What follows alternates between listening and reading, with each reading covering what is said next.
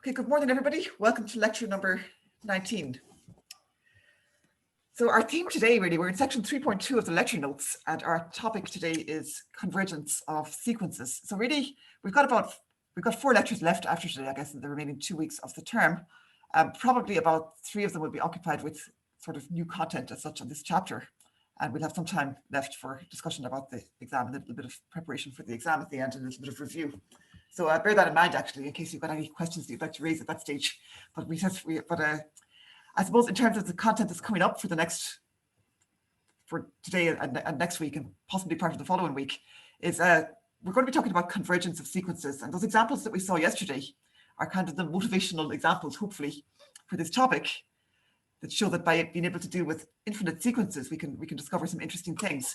So I think that the kind of heavy content as such in terms of definitions of new concepts and sort of, key definitions is really mostly contained in today's lecture.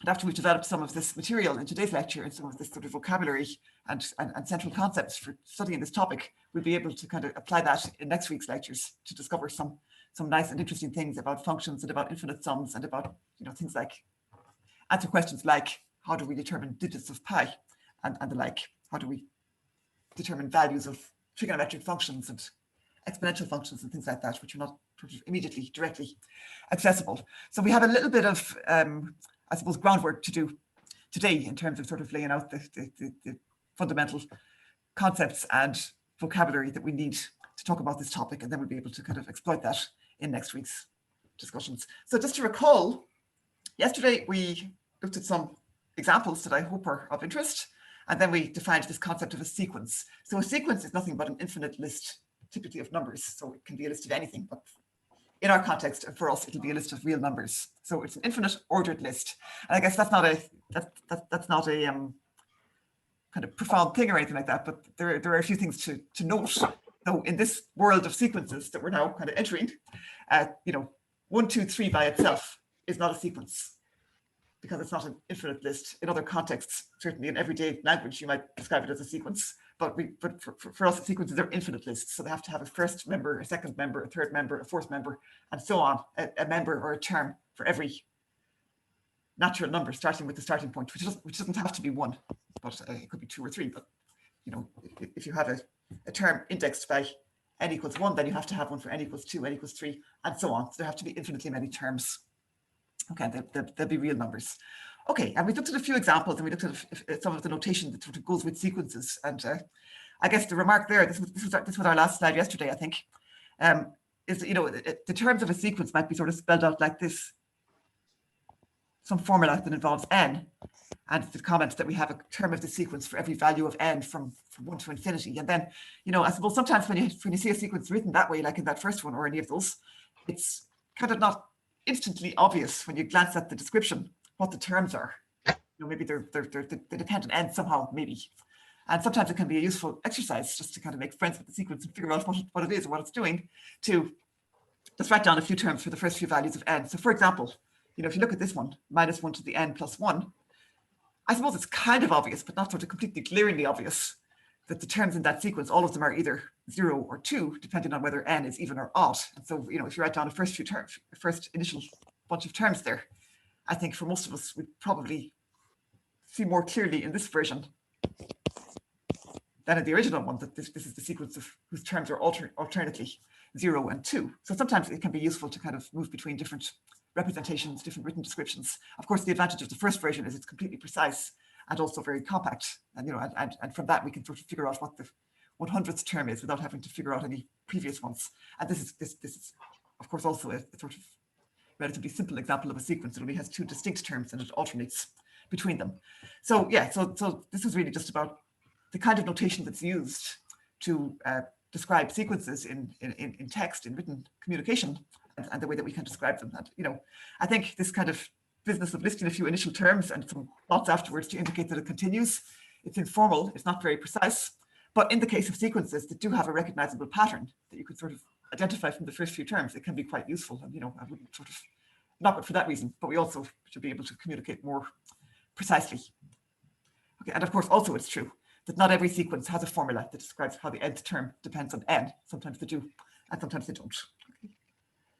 Okay, so another remark, and this is one that will be important to us, I think, and also some people might like it if they like to think kind of visually about mathematical objects, which some people really like to do, and not everyone does, which is fine. So, but one way to think about visualizing a sequence is to consider it as a function whose domain is a set of natural numbers, and basically to think about its graph, its graph in the ordinary two-dimensional plane in that sense. So many people, if you look up a textbook or any book about analysis or about dimension sequences, quite often you'll find that the definition of a sequence is given as a function whose domain is a set of natural numbers, which is a bit formal, but it makes sense because what you're doing when you write down a sequence, or when you think about a sequence, is you have like the first term of the sequence sort of assigned to the natural number 1, and then the second term to the natural number 2, and so on. So basically for every natural number, you have a term in the sequence. And if you do it that way, you can think about the graph of this function, which is what is sort of indicated here in this picture. So here's an example. So our sequence here is a sequence, its terms are indexed from 1 to infinity, and the term an is 2 plus minus 1 to the n times 2 to the 1 minus n. If you prefer to write it this way, it might be a little bit easier to sort of see what it is. This is 2 plus minus 1 to the n. So 2 to the power 1 minus n is obviously 1 over 2 to the power n minus 1. So basically what the nth term is in this sequence is it's 2 plus or minus, depending on whether n is even or odd, 1 over 2 to the n minus 1. And even looking at that in those terms, we can sort of figure out, when I say what's the sequence doing, I guess what I mean is what's happening to the terms as n increases. Is there some, are they kind of approaching something recognizable? Are they alternating? Are they oscillating? Are they randomly jumping around the place? What are they doing? So in this particular instance, the nth term is 2 plus or minus 1 over 2 to the n minus 1. Okay, and that 1 over 2 to the n minus 1 part, as n increases, 1 over 2 to the n minus 1 is like a very small fraction getting close to 0. So essentially the terms of this sequence, reading from this kind of arithmetic or algebraic description, we can say, okay, well, they're kind of starting near 2. Each one of them is 2 plus or minus this fraction, and the fraction is shrinking. It's getting towards 0 as n increases. So basically the terms of this sequence, we can expect them to be getting close to 2 as n increases, because it's basically 2 with a small fraction added or subtracted from it. And the minus 1 to the n term, of course, whenever we see that, we kind of know we have some sort of alternating behavior, at least in some parts of the terms of the sequence. But if we write down a few of them, and we say, so a1, when n is 1, this is 2 plus 1 over 2 to the 0. Sorry, pardon me, it's 2 minus 1 over 2 to the 0. So it's 2 minus 1, which is 1. So the labels here on the axis in this picture are not very easily visible, but there's a 1 there. That's 1. This is the intersection of the two axes, which is 0 on both. This is y equals 2. So a1 is 1. So when n is 1, we have this blue dot at 1, which represents the term of the sequence a1. a2, when n is 2, we've got 2 plus minus 1 squared, so 2 plus 1 over 2, so 2 plus a half, that's 5 over 2.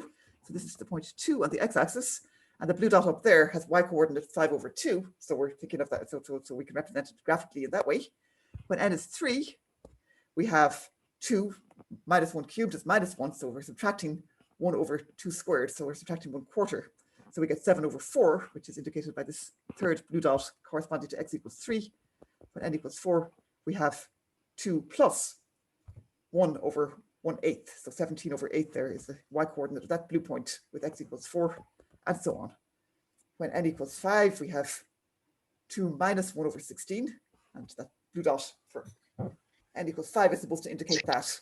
So basically, this is literally like the graph of the function whose domain is 1, 2, 3, 4, 5, and which is defined by the function's value at n is 2 plus minus 1 to the n over 2 to the n minus 1. So like in calculus, when we think about graphs of functions, we're usually thinking about functions whose domain is like, all the real numbers or a big chunk of the real numbers, and so, some continuous piece. And we're usually thinking of continuous functions. So the graph is usually some kind of curve or whatever, maybe with a few discontinuities, but basically a continuous thing. So here, the domain of our function only consists of the integers 1, 2, 3, 4, 5. So the points on the graph, the graph consists of a bunch of just isolated points, one for each of those values in the domain. So it is a graph in exactly the same sense that the parabola y equals x squared is the graph of a function, but the domain of this function is not a continuous or connected thing. It's just the natural numbers, integers from 1 to infinity. But I suppose the point of this sort of graphic version of the picture, one is that people might find it useful in general, and if you do, then great, like it's a good way to think about sequences. But I suppose another is, you know, the terms in the sequence are the y coordinates basically of these points as you travel from left to right in the picture. And so sort of when you're asking yourself, what's the sequence doing? What are the terms doing? As n increases, you're sort of asking what these y coordinates are doing. And we can observe that with this sequence, at least, it looks like they're kind of settling around this horizontal line, y equals 2. And that makes sense, again, in terms of the arithmetic description, because we're talking about numbers which are 2 plus or minus 1 over an increasing power of 2.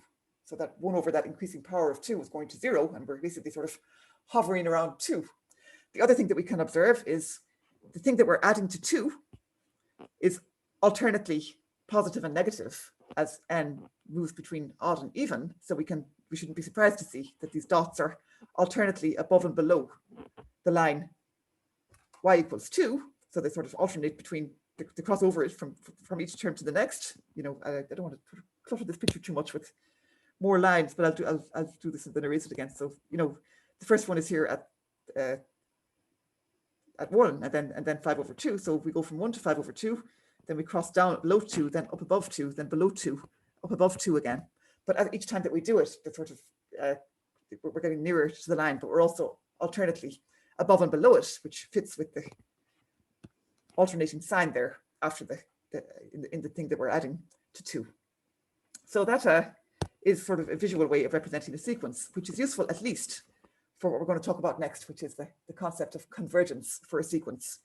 And I guess in terms of the examples that we looked at yesterday, maybe I should say something, because it's not really obvious entirely how this connects to what we talked about yesterday with those examples of infinite sums and the like. So here we're talking about sequences, which are just lists of numbers. Yesterday, with our examples, we were talking about the concept or the kind of potential task of trying to add together an infinite collection of numbers, which is not the same thing. That's not a list, like it's an infinite sum. So I guess the connection between infinite sums and sequences, which are just lists, is something that we have kind of yet to make precise here, but we're building towards it. So if you're puzzled by how exactly this stuff connects to what we talked about yesterday, that's sort of, I guess, for the moment, a reasonable thing to be puzzled about, and we're going to try to resolve it in the next lecture or so. Okay, but yeah, this is all going to connect to infinite sums before very long, which are certainly of interest to be able to deal with. Okay, so just sticking with that example for a minute. So there's the picture that goes with it. And the nth term of our sequence is written there in the title, the heading on that slide. Okay, so there it is. It's 2 plus minus 1 to the n over times 1 over 2 to the n minus 1. And here, you know, think of n as an integer that's increasing, and think about what's happening to the 1 over 2 to the n minus 1 part, this fraction, as that does increase. And the minus 1 to the n part is only affected by whether n is even or odd. It's not affected differently as n increases, apart from being even or odd, it just alternates. But the 1 over 2 to the n minus 1 part gets close to 0 as n increases. Okay, so as n gets very large, the positive number of 1 over 2 to the n minus 1 gets very small. It goes 1, 1/2, 1/4, 1/8, 1/16, and so on. And so here's an important concept for this example, and also in general. By taking n as large as we like, we can make that fraction 1 over 2 to the n minus 1 as small as we like. If you want it to be within 1 millionth of 0, you can do it by just taking n big enough that 2 to the n minus 1 is at least 1 million. Okay, so for very large values of n, the number that you get by adding or subtracting 1 over 2 to the n minus 1 to 2 is extremely close to 2, and you can make it as close to 2 as you want by making n as large as you want. And moreover, as n gets so large that this number is very close to 2, it only gets closer to 2 as you continue. It doesn't ever sort of fly away from 2 again, even temporarily. Okay, so basically, by taking n as large as we like, we can make that number as close to 2 as we like, and it will stay at least that close to 2 for all subsequent values of n. So we say that the sequence converges to 2. So this is a word that we've probably encountered before. but this is meaning for sequences, the sequence converges to 2, or we can also say that 2 is the limit of the sequence. So those two expressions mean the same thing. And the kind of written notation for that is very similar to what you would have for things like limits of continuous functions. Sorry. So we would write limit as n goes to 2, as n goes to infinity of this expression is 2. Okay, and again, thinking about how you work with limits for continuous functions, this is quite similar. Like, if somebody sort of handed you this thing and asked you, well, what happens to that as n goes to infinity? You'd say, well, okay, the 1 over 2 to the n minus 1 part goes to 0. And so what you're left with basically is this 2. Okay, the fact that n is not a continuous variable anymore doesn't really matter so much. You're still looking at its behavior when n goes to infinity. Okay, and the other remark is that because the minus 1 to the n part is alternatively positive and negative as n runs through the natural numbers, the terms of this sequence are alternately slightly greater than 2 and slightly less than 2, but they're converging to 2, and the manner in which they're doing it is kind of by alternating both sides of 2 while getting nearer to 2. Okay, so that's an example of a convergent sequence. Okay, and a sequence is convergent if it has a limit. So that means if its terms are, if its terms have this kind of behavior that they're sort of clustering to some number as you travel further out along the sequence, which I think hopefully that makes sense for this example. If it doesn't, please ask a question or put a comment in the chat. I guess we still have to capture it in a sort of precise way. And so the definition of convergence, to make it kind of robust and completely watertight, is something, it needs to be a little bit more precise than just saying the terms are getting closer and closer to this number. And I'll sort of say in a second why that's not quite enough, although it's very valuable for an intuitive and sort of conversational concept of convergence. It's not quite robust. So here is the official formal definition of convergence, which looks like a bit of fussing, and is a bit of fussing, but hopefully I'll try to justify why we need to be a little bit fussy about this. Okay, so the sequence an, so remember what these round brackets mean. These round parentheses are used for describing sequences, and what they kind of emphasize, the same way that round brackets around a pair of numbers emphasize that we're talking about an ordered pair, is that we're kind of talking about not a set of numbers, but actually an ordered collection of numbers where we have a first, a second, a third, a fourth element. So, braces or curly brackets would indicate a set, which would suggest we don't care about what order the elements are written in. Round brackets indicate that we do care about the order. So a sequence is denoted with round brackets. So the sequence an converges to the number L. Okay, so L here is some fixed number. An is some sequence that we have in mind. It has a first term, A1, A2, A3, and so on. So what it means to say that the sequence an converges to the number L is the following thing. So here I'm going to try to squeeze in a little picture, which is probably, hopefully it'll work. So this is our x and y axis. We've got terms in the sequence, and let's just say that the sequence starts with n equals 1. So we've got 1, 2, 3, and 4 like this. And for every integer there in that list, we've got some number L in mind. So let's just say that it's here, and we draw a horizontal line to L. So this is the line y equals L. And here's the integers are sort of the domain of our sequence. And we've got a term A1, which sits above 1 there. It's a point. We've got a term A2, which sits above 2.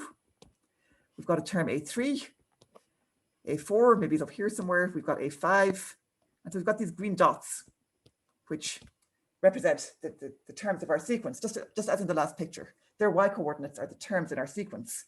The numbers labeling the x-axis there are just sort of the values in the domain. So what it means to say that the sequence converges to the number L is that, yes, the terms of the sequence are getting close to L as we travel further out, but in this very precise way, that for every positive real number epsilon, no matter how small, think of epsilon here as being a tiny number, and draw a line just below the red line, y equals L, with a gap of epsilon. So the gap between the pink line and the red line there is supposed to be epsilon. This is the Greek letter epsilon, which is often used, as you know, to denote a very small quantity. mathematics. And if you draw also above L, draw another line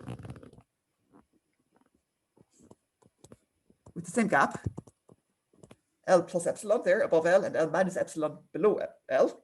So this is supposed to be kind of like a narrow sleeve around the red line, okay?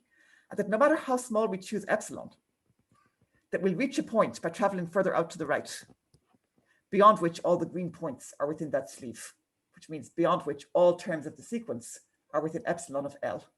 So it's not just that the terms of the sequence get closer to L, they have to do it in such a way that no matter how close to L you want to be, by traveling far out enough along the sequence, you reach a stage where none of them deviate from L anymore by more than epsilon. And you can take epsilon as small as you want, and that still has to be true, even though by taking epsilon smaller, you might have to travel further out along the sequence. So what does this definition actually say? Coming back to the text here. So the sequence converges to the number L, or has limit L, if for every positive real number epsilon, no matter how small, there's some point, some natural number n, out here somewhere to the right. So n is somewhere out here, maybe, with the property that every term of the sequence beyond this nth term is within epsilon of L. In other words, if you travel out far enough, you reach a point where your green points never deviate from the little sleeve between those two pink lines anymore. And no matter how close to the red line you put the two pink lines, that always has to be true. Okay, so for every positive real number epsilon, no matter how small, there's a natural number n, which depends on how you've chosen epsilon, with the property that for all terms of the sequence beyond the nth term, they're within epsilon of L, which means they're in that band between L minus epsilon and L plus epsilon. Okay, so here's the more compact, terse version of that statement, which looks like probably, well, depending on how familiar you are with this kind of notation, it might look impenetrable, or it might look kind of attractive in its terseness. But there's often in mathematics, if you have this sort of symbolic notation in your toolkit, there can be very short ways of saying things. So what this is saying is that for every epsilon greater than 0, and the way to read that is in your head, every epsilon, no matter how small it is, there exists. So this is kind of saying for all epsilon, no matter how small,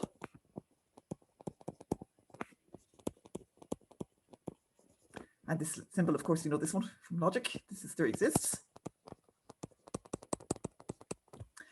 And natural number n, so this capital N, in the set of natural numbers, for which the absolute value of the difference between an and L, so that's the distance between an and L, it's absolute value because it might be positive or negative, and we just care how far away it is from L. We don't care which side of L it is, for which that distance from an to L is less than epsilon whenever you're talking about a term beyond the capital Nth term. Okay, so this sentence written in red is, has exactly the same meaning as the sentence written in as the little paragraph above it. Whichever version of the note, I mean, I don't, it's completely up to you whether you prefer the sort of terse formulation or whether you prefer to write a few more words and sort of explain what you're saying in English. But these two, I suppose it is worth thinking about how these two versions really do say the same thing. One of them is just written in this extremely compact and terse language. Okay, so at the risk of laboring this point to death, I'm going to try to draw a slightly better picture. So let me insert a page. Does anybody have a question, by the way, or a comment?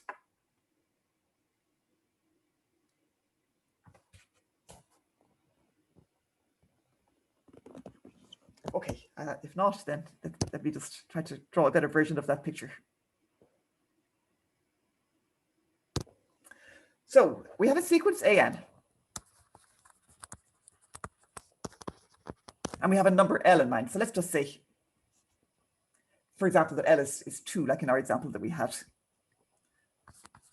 So AN converges to 2. Let's say the limit is 2, just to give ourselves a small bit of feet on the ground.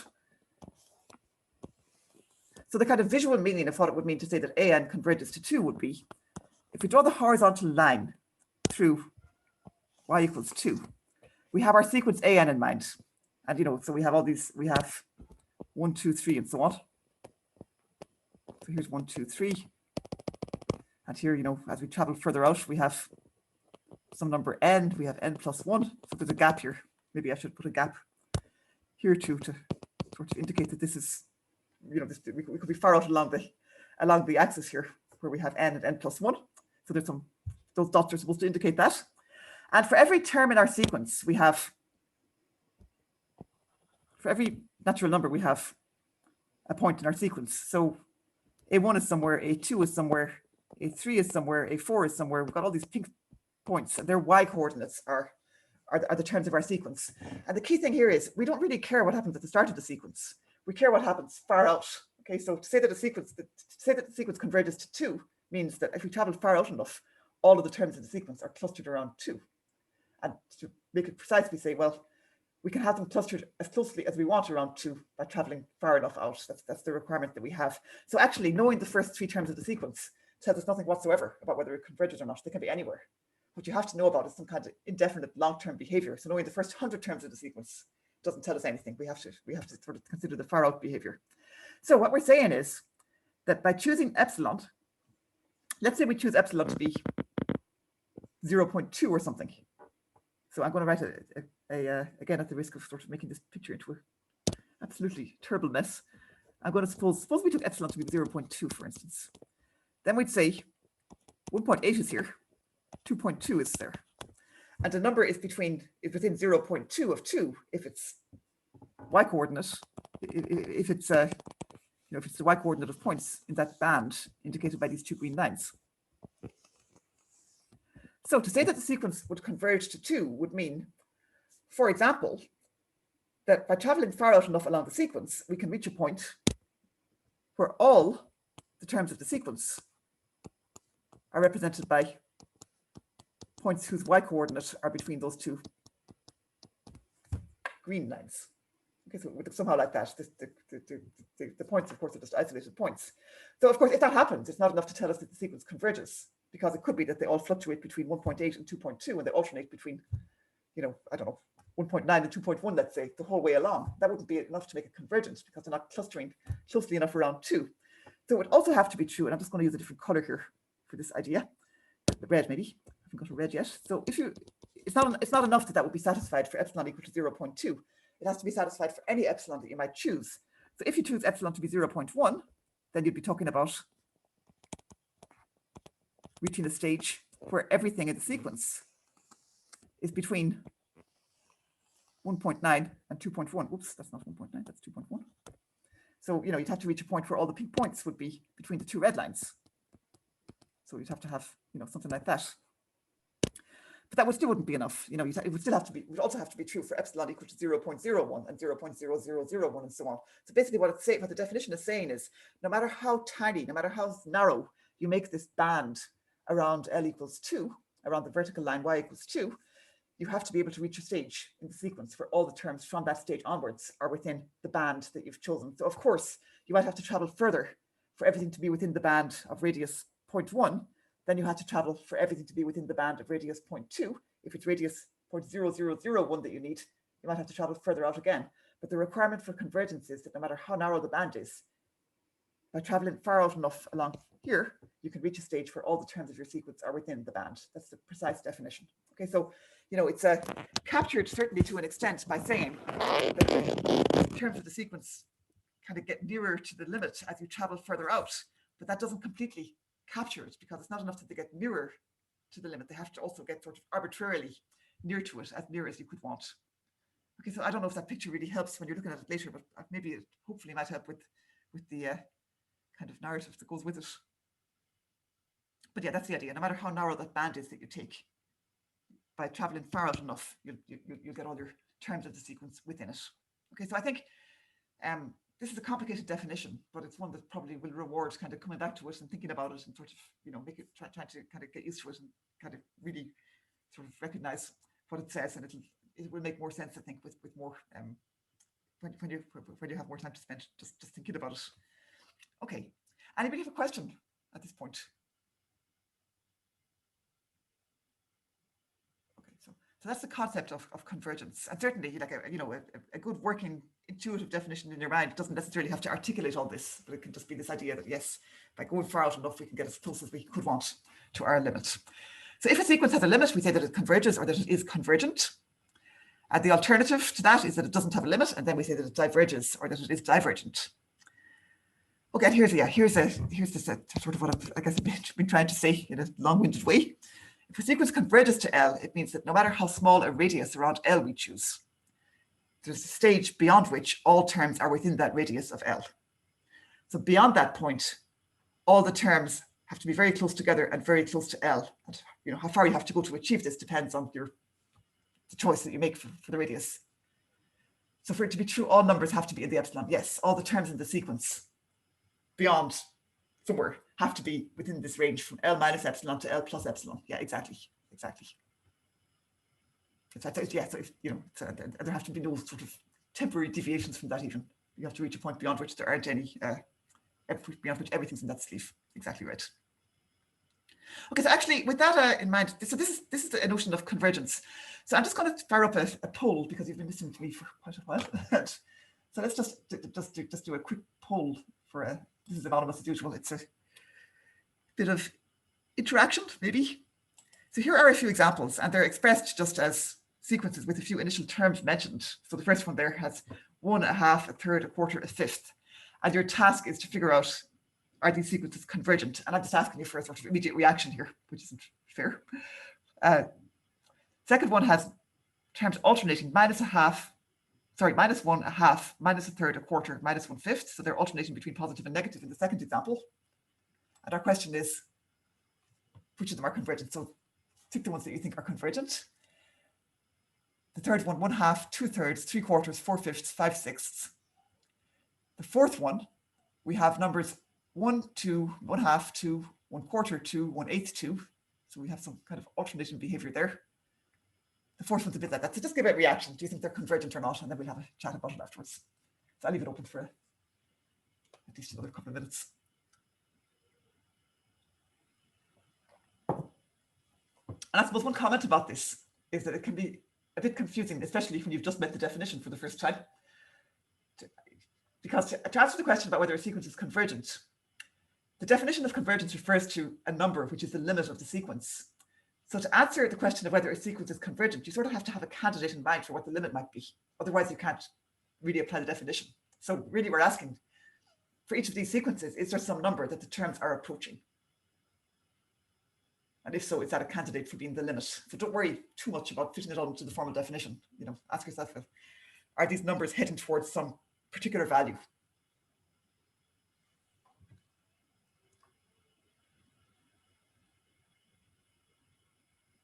Okay, I'm going to leave it open for another minute or so. About half of us have voted at this stage.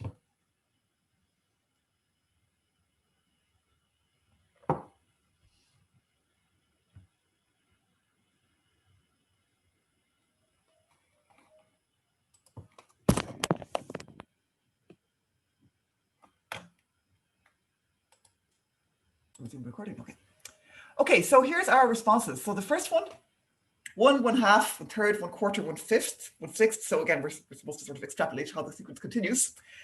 So half of us said that it's convergent. It is. It's converging towards 0. So the numbers in that sequence are heading towards 0. They're fractions. They all have numerator 1. So as the denominator increases, the fraction is getting closer to 0. So here again, if you imagine a sort of picture where you have the values of 1/2, 1/3, 1/4, 1/5, and so on, they're heading towards 0. And if you draw a kind of sleeve around the x-axis, y equals 0, eventually all those numbers will get inside it, no matter how narrow it is. Okay, so yeah, so I agree with everyone who said that was convergent. The second one is similar, but with alternating signs. So here we've got -1, 1/2, -1/3, 1/4, -1/5. So I guess the picture for the second one there kind of resembles the picture for the first one, except that the values are sort of alternating above and below the x-axis. But their absolute distance from the x-axis in each case is the same as it was in the first example. So again, they will eventually all fit into a sleeve around the line y equals 0, no matter how narrow that sleeve is. And so this is again converging to 0. So the first two are both convergent, and they're converging to 0. The third one, so again, this is hard when you're sort of presented with 5 of them in 1 minute and asked to answer. But yeah, so yeah, this actually had the highest vote for being convergent. 61% of us said it is. So here we've got 1/2, 2/3, 3/4, 4/5, 5/6. And here what we have to ask ourselves is, like, what's happening to these numbers as n increases? So again, every number here is like n minus 1 over n. And as n increases, what's happening to that? So we start with 1/2, 2/3, 3/4, 4/5, 5/6. Eventually we'll reach 99 over 100, which is, practically 1. We'll have 999 over 1,000, which is practically 1. So these numbers are heading towards 1 and converging to 1. And again, the difference between the nth term in the sequence and 1 is just 1 over n, and that's shrinking as n increases. So that those terms are heading towards 1. That sequence is converging to 1. The fourth one, in my mind, is sort of the most interesting one in this selection. So here we have a sequence. There's enough of it here that we can sort of see what it's doing. So we have 1, 2, 1/2, 2, 1/4, 2, 1/8, 2, 1/16, 2. So every second term here is 2. And the terms that aren't 2, if we just ignore the 2's, we get 1, 1/2, 1/4, 1/8, 1/16. So that's like 1 over a power of 2. So basically, this sequence is fluctuating between 2 and something that's getting close to 0. And it's sort of, these are the examples I think that are kind of useful for kind of developing our concept of convergence, because it's a sequence with very kind of predictable behavior. And every second term is 2, but the terms that aren't 2 are getting close to 0. So here we have to ask ourselves, well, is it converging to 0, or is it converging to 2, or is it converging at all? And this is where the definition, I think, becomes useful, because that's the test for deciding whether the sequence is actually convergent or not. So can it be convergent to 2? Well, not really, because every second one of its terms is very close to 0. So if you draw a radius around 2 that's very fine, very narrow around 2, it's going to miss the 1/16 and the 1 over 32 and the 1 over 64 term. They're not going to fit in there. And no matter how far you go, there are more of those terms that are close to 0. So they're not going to fit into a narrow band around 2. Equally, it can't be converging to 0, because if you draw a narrow band around 0, you might pick up the 1 over 32 and the 1 over 64 and the 1 over 128, but you don't pick up all these 2's. So really, this sequence consists of sort of two different things. You've got all these 2's. They keep appearing no matter how far you go. So you don't stay close to 0, because you're always jumping up to 2. And then this other sequence within it, 1, 1/2, 1/4, 1/8, 1/16, that's heading towards 0. But a narrow band around 0 would pick up those terms, but not the other ones, which are all equal to 2. So there's really no candidate there for a limit, even though the sequence has kind of good behavior in a sense. It's really it's really formed by sort of taking, it has, we're not going to talk about this in this course, but you could say that it has two convergent subsequences, one consisting all of 2's and the other one heading towards 0, and its terms are alternating between them. But the sequence itself is not convergent. Okay, and the fact that it has all these 2's appearing, and the terms that aren't 2 are not converging to 2, means it doesn't converge. So yeah, so the 71% of us said that, and I agree with them. And the last one is kind of similar to that, except it kind of has two alternating sort of threads in it, one of which consists of all 1's. So every second term is 1, and the terms that aren't 1 are 1/2, 2/3, 3/4, 4/5, 5/6, which are the terms from our third example up there. So this is slightly different. So again, it's alternating between something that's 1 and something that's not 1. But the things that aren't 1 here, 1/2, 2/3, 3/4, 4/5, 5/6, they are actually converging to 1. So in fact, if you put a narrow band around 1 here, inside that you'll get all the 1's, and eventually you'll also get all the terms from this 1/2, 2/3, 3/4, 4/5, 5/6 thread. So that one is actually converging to 1. It's similar to the previous example. The difference is that in the last one, the two sort of alternating features of it, the one that's all 1's and the one that isn't, they're both actually converging to the same value, which is 1. So this last one converges to 1. And yeah, and I guess hopefully, if you're thinking about these examples, maybe a useful thing is to think about them in terms of the definition of convergence, and see if you can sort of persuade yourself that that is really the reliable test, whether you think about it in complete formal detail that's all articulated, or whether you just sort of think about it in terms of putting this narrow sleeve around a value that's a candidate for the limit and checking whether everything does actually stay within that. Okay, anybody have a comment or a question about that?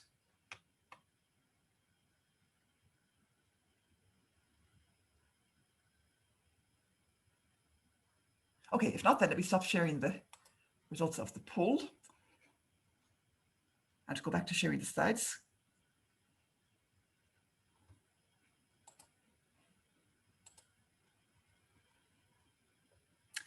So just a comment, this might be, maybe we'll have a look at this comment and sort of leave it there today. So we've seen what it means for a sequence to be convergent. It means that it satisfies this definition, this kind of detailed definition. So if you're not convergent, then you're divergent. So divergence is just sort of defined to be not convergent. It doesn't have really its own special definition. So being convergent is a very strong property for a sequence to have, but there are lots of ways for a sequence to fail to be convergent. Okay, so there isn't really sort of a kind of precise property you can say that makes a sequence divergent, except that it fails the convergence property. So there are lots of ways really for a sequence to be divergent. So one way, for example, is it could just sort of oscillate between different values. So an example of that would be like 0, 1, 0, 1, 0, 1. That is not convergent because there's no candidate for a limit. It oscillates between 0 and 1, and it doesn't approach any limit. So, and again, the test for convergence fails here. We don't have to ask ourselves, should we be considering whether 0 or 1 or 1/2 should be a limit here, because none of them pass that test of a narrow sleeve around that value containing all the values in the sequence. Okay, so, you can have very nicely behaved sequences that have sort of, that behave in a very controlled way, but still fail to be convergent. Okay, second example, and this is kind of if you think back here to the concept of convergence and divergence that we had for improper integrals, it sort of relates. A sequence can be divergent by just having terms that increase without limit as we head towards infinity. So for example, take the sequence of all powers of 2, 2, 4, 8, 16, 32, 64. The terms of that sequence just increase without bound. So there's absolutely no way that we could have a narrow sleeve around any number that would contain all of these powers of 2. Because even though, again, that sequence has a very nice pattern, a very nice formula for its nth term, but it doesn't converge because its terms just grow without limit. So thirdly, a sequence could have sort of haphazard terms that just don't follow an overall pattern, even though they might be contained within some bounds.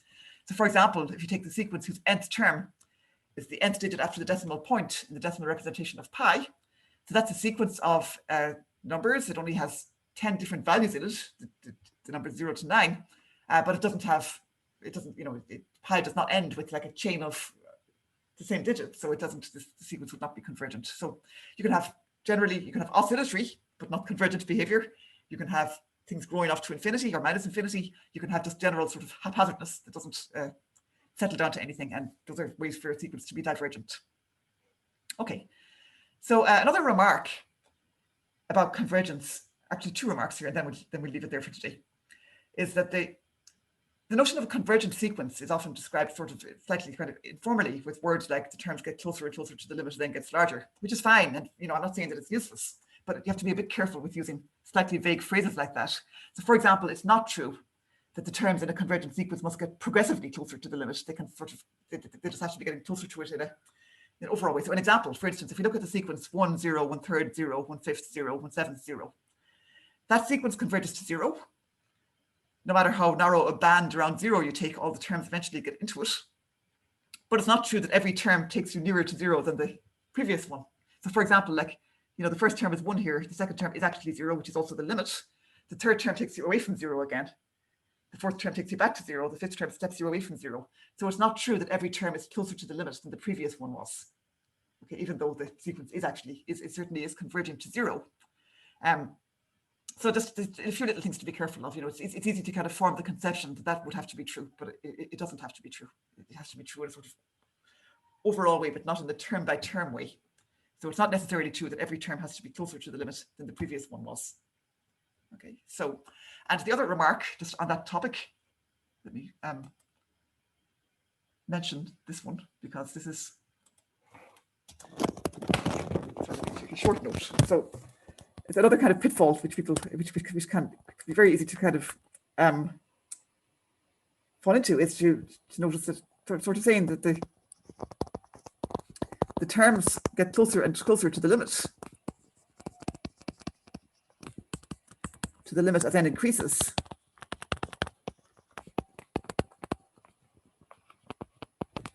Okay, this is useful, and it's certainly useful to have as part of your kind of informal way of thinking about things. Doesn't quite capture the concept of convergence.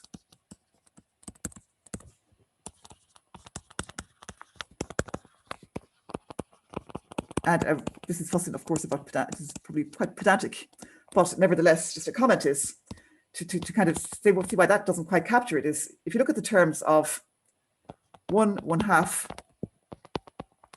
1/3, 1/4, 1/5, and so on. So just continue on with 1 over n. So the terms of that sequence, so this is the sequence 1 over n, the terms of that sequence get closer to -1 as n increases.